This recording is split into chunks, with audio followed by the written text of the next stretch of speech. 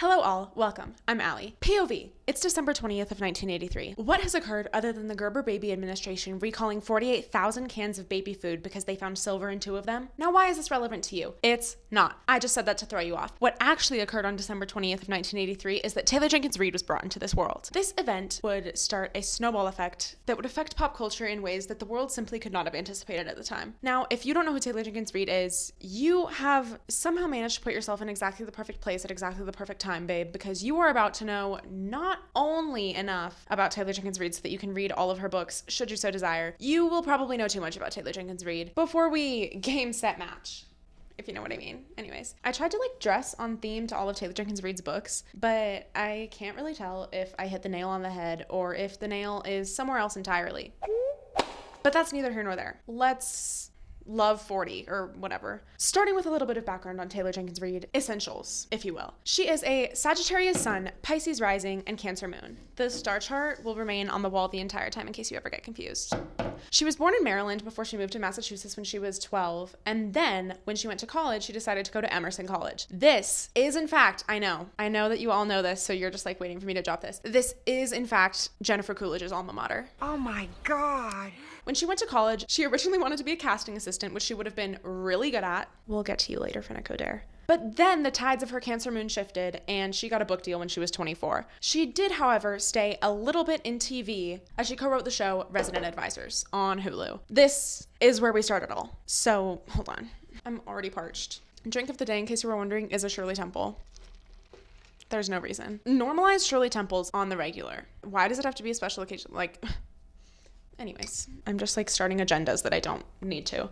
Resident Advisors. First of all, the main girl, or who I think is the main girl personally, is Mulan from Once Upon a Time. If you are weird, you know. And I say that so lovingly because I did have a Once Upon a Time fan account in middle school, and I did cry when Jennifer Morrison left the show. This is obviously super important to me. They also casted that one random redhead from Spy Kids who ended up marrying Meghan Trainor because he's all about that bass. She also casted Effie from The Hunger Games. We'll get to you later, finnick, odair. There used to be a photo of Effie on the wall, and it's literally gone. I'll insert a picture of what my table looks like, and you'll completely understand why I can't find it.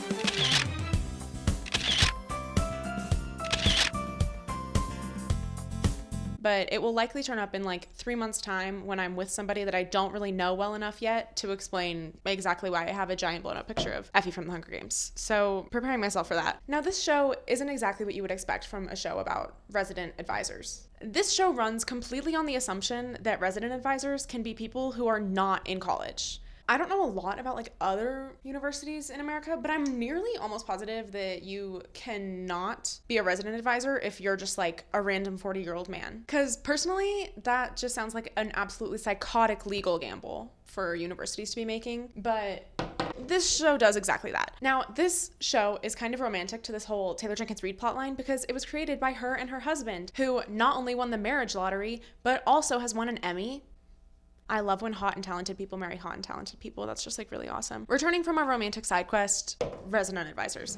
This show was created by Brownstone Productions, which, you guessed it, also made Pitch Perfect and Cocaine Bear. And also Bumper in Berlin, if you care, which you should, duh. I actually printed things out this time, so it's kind of giving manifesto. Okay. A quote from, I think, the trailer. Resident Advisors is an outrageous comedy set in the most hormonally overloaded, sexually active, out-of-control workplace in the world, a college dorm. The show follows a group of resident assistants as they navigate sex, drugs, and midterms. Cool. Fun. Awesome. And completely unsuccessful. Sorry, Taylor, if you're watching this, but it only got 1 season and nobody knows what it is, despite having I'd argue, star-studded cast and made by a production company that has made several other extraordinarily successful things like Cocaine Bear. Are you kidding? Or the Cup Song. It should have performed better, but the world just wasn't ready. Despite not being a very successful show, it did have its own set of sub-fans. For instance, Donga Kuhu, I'm so sorry if I'm mispronouncing that, 8 years ago said, "I am kind of enjoying this show. Do with that what you will." That was the most raving review that I could find about it. So then in 2013, she wrote a book, Forever Interrupted. This has a 3.6 rating on Goodreads, and for a little bit about it, Michael David. I'm sorry, literally every time I see Michael and it's spelled like that, I just want to say Michael. Anyways, Michael, I'll say it right, I guess. Michael is on a hiatus, but he just has like 2,000 followers on Goodreads, so I'm pretty sure that he's a really reliable source. He wrote this review on November 20th of 2020 as though it's a love letter to Taylor Jenkins Reid. Instead of putting the title of the book in italics, he just put it in caps like he's screaming. Hey TJR, it's me. I've been flooding Goodreads with your books for the last year, ever since I read Daisy Jones and the Six and have unconsciously read your whole collection backwards. In this one, you write about Elsie and Ben. They meet at a pizza place, fall in love almost instantly, and get married in less than 6 months. Right after the wedding, Ben gets hit by a truck and dies. Elsie never met her mother-in-law, Susan. Ben's mom wasn't at the wedding and didn't know that Ben got married. I loved how you split the chapters between now and then, but I wasn't really hooked until you got to the now, and that's because Elsie isn't a character I enjoyed. I get that she's going through pain and sorrow, but she is a brat. Vroom, vroom. I enjoyed this book, TJR, if I can call you that. God, Michael, you're so funny. But I can see your storytelling has grown by leaps and bounds. In my opinion, everything you wrote after this was absolutely amazing. Best, Michael David, XOXO. Michael's disposition on life is something that I wish I personally had. He invented Brat Summer, I think. And then, because yes, it keeps going, because this is just like one of my favorite artifacts that I have found on the internet so far. There are comments on Michael's review because he has 2,000 fans, lest we forget. LA, 2 years ago, said, I love the letter/review. I'm adding this one. Margaret M., who's apparently having a challenging time doing something, said, excellent review, Michael. This person has restricted comments on their post. He has apparently restricted comments on this post to only middle-aged women who use the emoji. That's the only time that Michael wants any feedback on his reviews. Next. Are we love 40 or what? Do I literally know any other tennis sayings? No. 2014. A great year for Tumblr. Do I know anything else about 2014? No, not really. Oh, 1989 was released. Are we out of the woods? And Taylor Jenkins Reid wrote After I Do. Now, this has a much higher star rating on Goodreads at 3.94 stars. Okay. We have Elise Walters, whose profile picture won't load, so we may never know what she looks like. She posted a review the day after my 13th birthday, May 25th, 2017, in case you're wondering, giving this book 5 stars. I was given a gift certificate from my daughter, Allie. Okay, wait, that's weird that her daughter's name is Allie and she posted this like right after my birthday. Sorry, my delusional tendencies are really showing. I'll try to rein it in. I was given a gift certificate from my daughter, Allie, and her boyfriend, Adam, to the Berks Williams Spa. While driving to Santana Row in the morning, I was listening to Taylor Jenkins Reid audiobook After I Do. I was so close to the end. I was sure I'd finish it before my fancy-dancy spa treatment began, but I didn't. I had 26 minutes to go. While Lucas was giving me a wonderful 2-hour massage, including hot stones and an exfoliating skin scrub treatment, I already have soft skin, but it was part of the gift. My mind drifted to those last 26 minutes of After I Do. Okay, I didn't think about this pink burnt toast book for the entire 2 hours. I'm not that crazy. But there is something about Taylor Jenkins Reid where I swear to God, she becomes an addiction. So I've jumped on the bandwagon. I've joined the TJR club. Fans can officially use her initials, yes? LOL. Call it guilty pleasure, whatever you want. But there was a moment in this book where I turned into complete mush. Why? Who knows? Maybe it was my mood. The warm garden pool, the blue sky, birds singing, just a moment of appreciation. When I turned to mush and had my first cry while soaking in our warm pool, the mother of Lauren, the main female of this story, sits down with her adult daughter and listens to her so fully. I cried real tears. I felt a mix of emotions, sad and happy, but most so grateful that people have mothers like this storybook mom in real life. There is goodness in the world. There are great mothers for sons and daughters. I'm honored to be friends with many of you right here on Goodreads. This is the time in this review where I'm going to insert that Elise with soft skin is genuinely famous. She has 11.6 thousand followers on Goodreads. 11.6 thousand I didn't even know that Goodreads had that many users. Elise, please give the rest of us space to breathe. She's literally, and I'm not even kidding, the 45th most followed person on Goodreads. I haven't even mentioned a darn thing about this story. Doesn't matter. LOL. Apparently not, Elise. Like, you have fans no matter what. So you don't have to be doing anything for us, babe. Thank you for the many birthday wishes yesterday. Oh my God, bro, wait. Me and Elise literally have the same birthday. Wait, Elise! Oh my God. Guys, please message her and we can literally have a combo birthday party together this year. This review is literally my Joker. Like, I feel crazy about this. I want to personally apologize for the amount of times that I just used the word literally. Just know that I tried to cut out as many of them as I could, and it was a near impossible task. You've seriously only heard the half of it. It only gets worse. Also, have fun. Sorry. Jeez, should I look up another tennis phrase or should we just get to the next book? We should just get to the next book. Maybe in Another Life by TJR. if I can call you that. 2015. This year, I believe, it might have been 2014. Meghan Trainor released the album, which is just like a callback to our previous thing, but anyways, whatever. This book got a 3.7 rating on Goodreads. Sorry, 3.79 to be specific. We have Alexandra on Goodreads. She gave it 1 star and said, too many cinnamon and tie buns. Because Alexandra did not have much to say on it, other than complaints about too many cinnamon and high buns. Literally? Hey, Alexa, play Sorry by Justin Bieber. Sorry by Justin Bieber from Spotify. Is it too late now to say sorry? I'm the worst, I'm sorry. This is apparently a breathtaking new novel about a young woman whose fate hinges on the choice she makes after bumping into an old flame. In alternating chapters, we see the 2 possible scenarios unfold with stunningly different results. So that's kind of the vibe of this. Oh my gosh, Forever Interrupted is coming off the wall. Is this because I made fun of Michael's name? Be honest. Next, 2016, Taylor Jenkins Reid publishes One True Loves. Now, contrary to the other books that we have talked about, I have actually read this one. I know, cue the applause. I personally gave it 4 stars. And I said, hashtag Team Sam, because I keep it real. Emma on Goodreads, who has 80,000 followers. Oh my God. I really picked famous people to like be doing this from. On December 18th of 2023, Emma said, the thing about this book is that it stressed me out so much and made me so upset that I would legitimately rather live my entire life alone, perhaps on a deserted island of some kind, either the proverbial or literary variety, than live a single day in the protagonist's life. Which is actually a very freeing thought. My life has been much easier since this. I'll give you that. Spontaneously evolved past the desire to date men, which is cool. Have more time for my hobbies. But anyway, back to the horrors that occurred here. God, she's so funny. This is why 80,000 people follow her. Our main character's husband dies.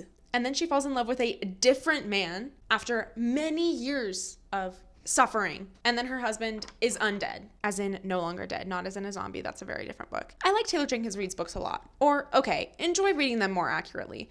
But I truly wonder at the evils of her dark and twisted mind. Bottom line, a nightmare. Thank you, Emma, so much for the insight. I truly appreciate it. Why is the wall out of order? It's because I also had to put the movie poster on here because there's a movie. This movie has a truly star-studded cast, okay? It has that one lady from Hamilton who I'm pretty sure gets treated horribly by Alexander. I'm not entirely positive, but please fact check me on that. Ken from Barbie. And lastly, that one guy from Monte Carlo, which is the movie with Leighton Meester from Gossip Girl that also has Sebastian Stan, who is in the Marvel Universe, where also Chris Hemsworth is Thor, not to be confused with his brother Liam Hemsworth from the Hunger Games. We'll get to you later, finnick, odair. Oh my God! And in this movie is that one lady from Bones. My obsession with Bones feels near akin to my obsession with Once Upon a Time, where like, if you know, you know, but if you don't know, disregard this part of the video and we're gonna move on. Her and her husband wrote the screenplay for this, which is really cool. It came out on April 7th of 2023 by BuzzFeed Studios, which the only thing that I know made by BuzzFeed Studios is that one ripoff of Ferris Bueller's Day Off where they cast Brent Rivera that my best friend bought on iTunes when it came out. Hi everyone, 2 things on the Ferris Bueller ripoff. First of all, it wasn't Brent Rivera. It was Cameron Dallas, who I completely forgot existed until I fact-checked myself on this. Second thing, it was made by Awesomeness TV, not BuzzFeed. The Brent Rivera. What's his name? The Cameron Dallas movie was made by Awesomeness TV, not BuzzFeed, which they are essentially the same thing. So whether or not I need to be fact-checking myself on this, who's to say? But in case any of you were wondering, it's called Expelled, and it came out in 2014 for all the fans. Yep. Okay, bye. And also, apparently, when they were casting this movie, this lady who was also the casting director for Marvel let Simu Liu choose what role he wanted, which I think is just like so iconic. And also, Ken behavior. Bruh. The reviews for this movie were honestly unfortunate, with a whopping 38% on Rotten Tomatoes, which is nearly as low as the lowest grade that it got in Calc BC, which is actually speaking volumes. And honestly, I think that proves that people hate fun things. For instance, one review called it cheap looking and tonally confused. In my personal opinion, the only thing that people should be confused about is who's hotter, Simu Liu or the guy from Monte Carlo. Ooh. Contrary to popular belief and everything in the world being read left to right or right to left, this isn't next. What's next? 2017, The 7 Husbands of Evelyn Hugo. Probably the book that you know if you knew anything about Taylor Jenkins Reid. It's about this lady. Her name is, spoiler alert, Evelyn Hugo. You know what? I have absolutely no business telling you the plot. Let's find someone else. For this section, I was gonna choose somebody that enjoyed this book to read the review, but why do that when I can be problematic?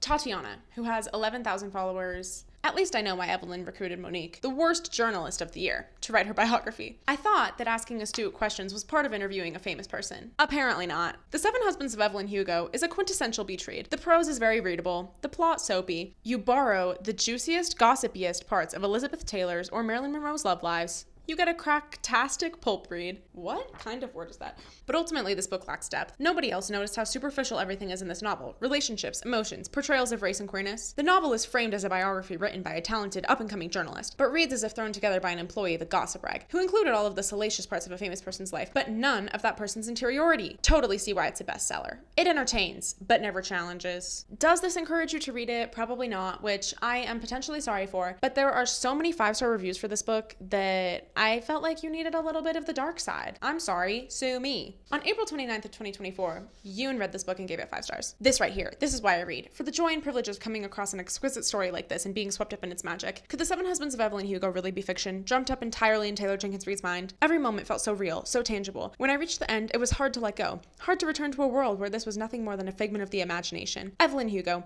revered Hollywood actress and icon, is finally ready to tell the story of her life, but she wants to make sure that whatever comes out is authentic to who she is. So she contacts Monique Grant, a mostly unknown writer, to be her scribe. Everyone is surprised by the choice, no one more so than Monique herself. But to be given the chance to write Evelyn's memoir and to understand the person behind the legend is a once-in-a-lifetime opportunity, one that Monique can't pass up. Yoon should genuinely be writing the back of books because I feel like that was prose. The Seven Husbands of Evelyn Hugo became massive. You can find it in literally any airport. What does this mean other than people were fighting over the movie rights? And so who won this battle other than Netflix? Obviously, which is kind of annoying. It was announced in 2022 that they were going to make it, with Leslie Headland of Russian Doll as the director. There is no release date and no casting, so don't ask. I say this as a girl who wants to ask. Personally, I just really want to know. Next, going completely in an order that makes absolutely no sense on the wall, we're back to this side. Evidence of the Affair, which was written in 2018. This is a short little book. It has 3.87 stars on Goodreads. It's an Amazon original short story. This is an epistolary novel between Carrie Alsop and David Mayer. And I have no idea who these people are. So, Regina, shout out my Once Upon a Time fans. She gave it 5 stars and said, I once heard some diet guru say that you really only need to eat 3 bites of anything. Take 1 bite to say hello, 1 bite to savor the flavor, and 1 bite to say goodbye. No. For some reason, that ridiculousness came to mind after finishing Taylor Jenkins Reid's exquisite epistolary short story, Evidence of the Affair. It made me realize I would actually rather take 3 metaphorical bites of anything she's written than binge on a lesser author's novel offering. In a mere 80 pages, TJR takes readers back to 1976 when the wife of a philandering husband writes to his mistress's husband to inform him of the affair and see if he might be able to bring context to the relationship. Their exchange of correspondence reveals the details of both marriages and the unfulfilled dreams crushed under their weights. Gorgeous words, believable characters, satisfying conclusion goes to show that successful storytelling is about the quality of the ingredients. I low-key want to read it, but I don't get to right now because we still have so much to do, to be honest. I swear also that the tennis racket is going to make sense eventually. It's just low-key near the end where things start to come together. So just, yeah. Okay, 2019. Daisy Jones and the Six. This book is honestly such a can of worms. I feel as though I should just put one on the wall.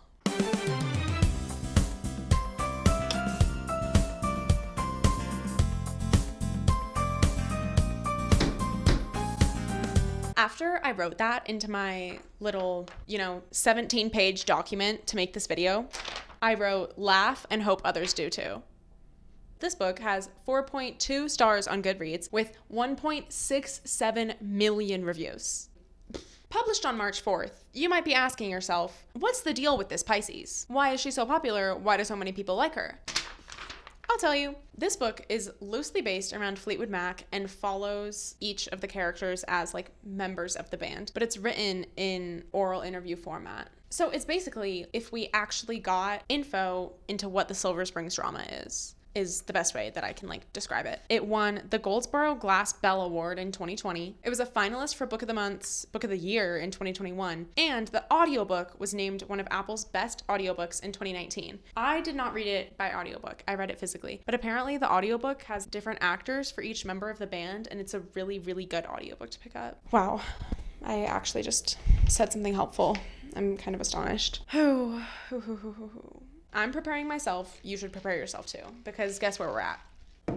I fear that we've made it to the finnick odair of it all. In 2019, Amazon announced that they were going to be making the miniseries for this, which is fantastic news. If you know anything about Amazon adaptations, they did The Summer I Turned Pretty and slaughtered audiences across the world, not only with the accuracy of the adaptation, but rather that the inaccuracies made the show so much better, I think. But I also feel like that's just fact. So anyways, if you want a video on that, I could literally talk for hours about it. Nevertheless, this series was written by Scott Neustadter and Michael H. Weber. They both wrote 500 Days of Summer and Fault in Our Stars and Paper Towns. So basically, just like kill me now. My mental health just can only take so much. Oh, and also Reese Witherspoon was producing it.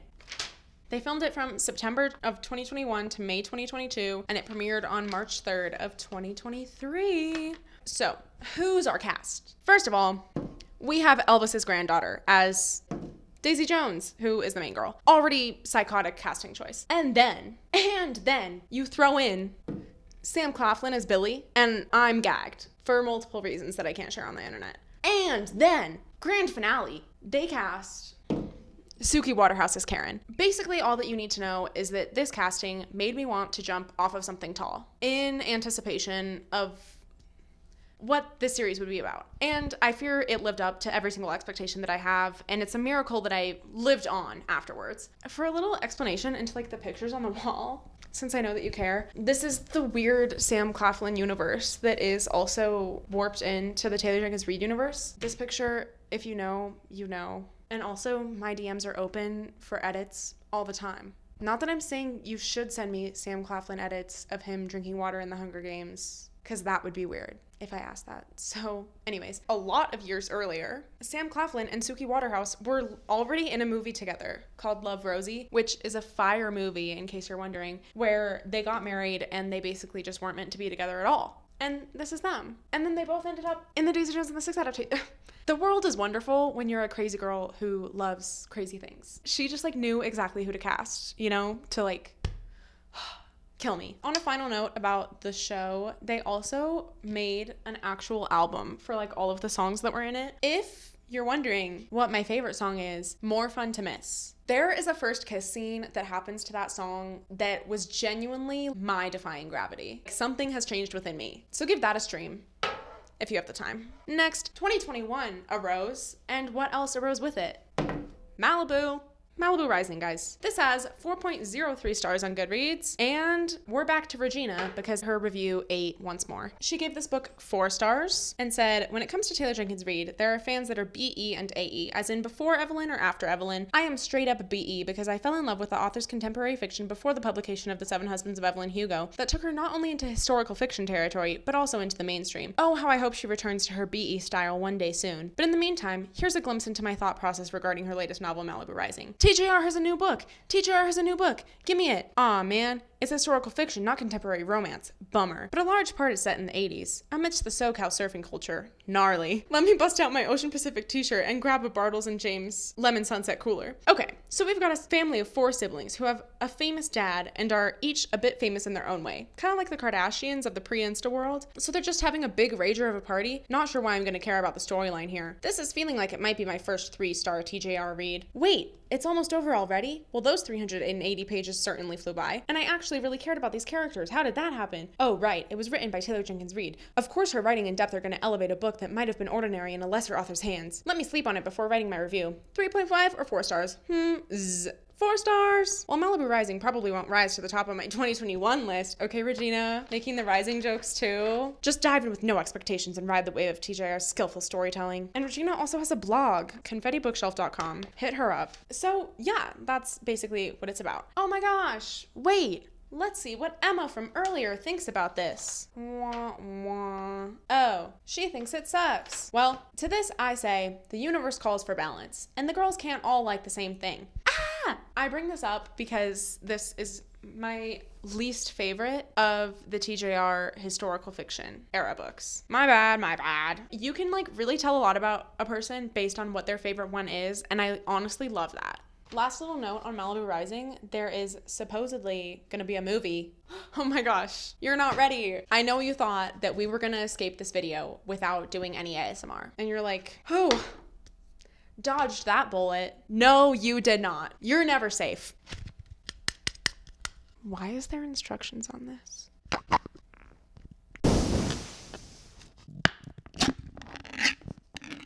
You're welcome. Now, why are we about to love 40 up in this? I'm happy you asked. 30 love. We're off to the courts. In other words, Taylor Jenkins Reid's next book. Carrie Soto's back. Wait, what's the Challengers poster doing up here? That's not supposed to be... Anyways, this book was published in 2022. It has 4.21 stars on Goodreads, and it won Reader's Fave Historical Fiction in 2022 on Goodreads. Basically, it's about tennis, if you didn't pick up on that. Bryce Rocks My Socks, December 28th, 2024. 5 stars. There's truly nothing that I can say to prepare you for this, so hold on to your tennis skirts. This was a serve. Tennis pun, huh? I have a whole list of these guys. Carrie caused a racket, get it, for being unapologetically the we all hated in Malibu Rising. Gave me Evelyn Hugo energy. But the relationship, lukewarm, comfortable, stale like my secret stash of Oreos under my bed. Just kidding, Mom. Just kidding, no way my mom was reading this. I hope. I wanted her with someone else. This book had the opportunity to be an Evelyn and Celia story set in the 90s tennis, but it was a miss. That was a terrible call on TJR's part. Nevertheless, just like Carrie Soto, this book is quickly climbing to the ranks of my favorite TJR book. So do whatever you can to get your hands on this book. I don't care who you have to bribe, threaten, physically maim. For legal reasons, this is a joke. For illegal reasons, this is not. There is supposedly supposed to also be a film/series of this. Warner Bros. Bought it, and that was announced back in 2022. A huge, important... I'll hold the racket, because I'm about to cause one. Oh my gosh. Just kidding. Sorry. I honestly didn't make enough tennis puns now that I'm looking back on it, but the important thing to note about these announcements is that it doesn't necessarily mean that you will be getting adaptations of these. I say this as a personally humongous fan of the selection back when they announced that Netflix bought it in 2016, and spoiler alert, I have been waiting since then. It never came.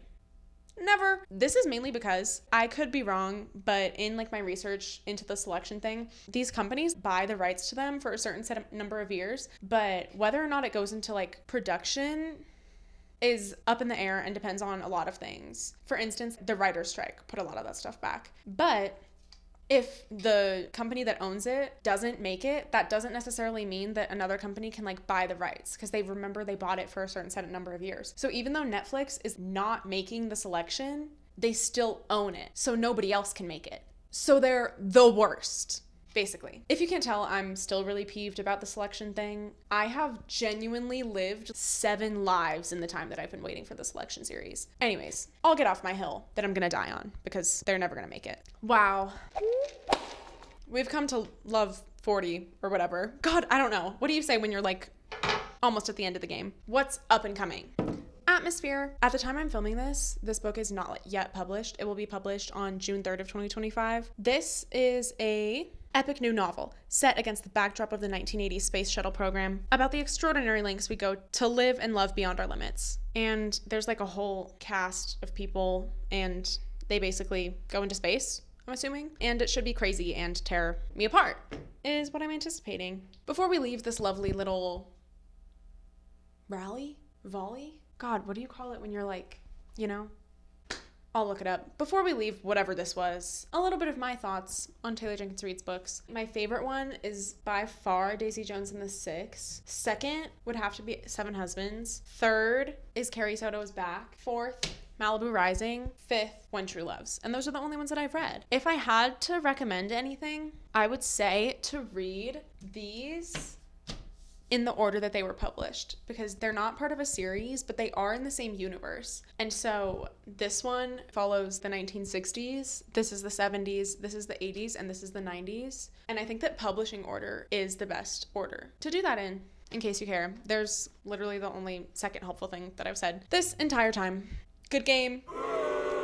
I'm sorry, I literally take that back. Ooh, that was really bad. Thanks again for letting me do this. If you're one of the like 13 people that voted on my poll I sent out like 5 ever ago about which author I should do next, Yes, I do know that RF Kwong and Elsie Silver won that poll, and I completely ignored the results and did Taylor Jenkins Reid instead. That is because I wanted to finish all of RF Kwong's books before I made a video on her, and I have now done that. So ideally that'll be next. I was planning on never doing an Elsie Silver video and somehow accidentally read all of her books.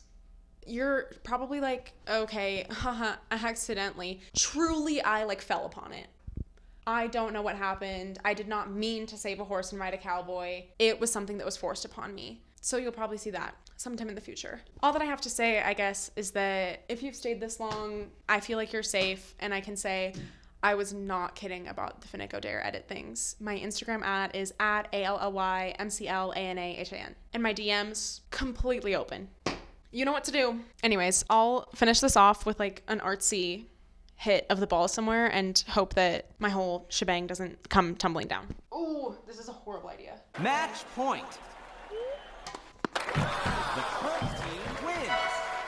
Yeah, bye.